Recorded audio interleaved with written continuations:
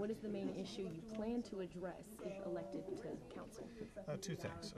Economy, and I think that's on everyone's mind.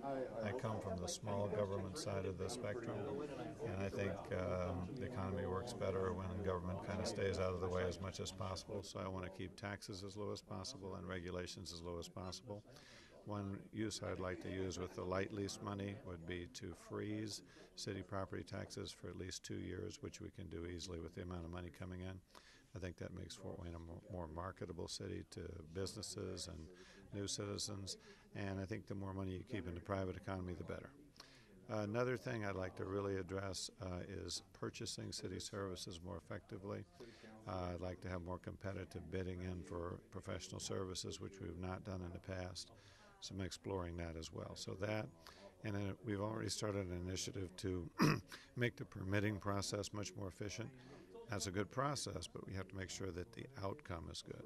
So I really want to ride herd on that and make sure it's easy when a business comes to the city and says, I'd like to be here, that they can get their permits, their development processes all in a streamlined way, and that's always been a complaint for many years. Now, I know in the past the non-smoking thing Yes. kind of hurt you. Yes. How do you feel about that now?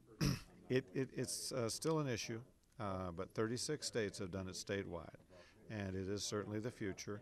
And more people, if you did a statewide poll, which they did last year, 2/3 of people are in favor of it. So the great majority of people are in favor of it, but the people that were upset about it still are, some of them are very, very upset about it.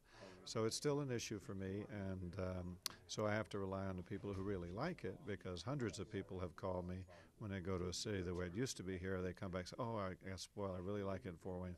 That's really the nicest thing City Council ever did. So we have our strong supporters, and I have a few strong detractors. What would you do with the Legacy Task Force money? Mostly save it as a reserve fund and use a small amount, about $4 million a year for at least 2 years, to freeze city property taxes. I'm not looking for any real big projects right now because we still have to complete Harrison Square. I still see problems for the economy in the future, so I'd like to keep most of it in reserve so we'll have it when we need it.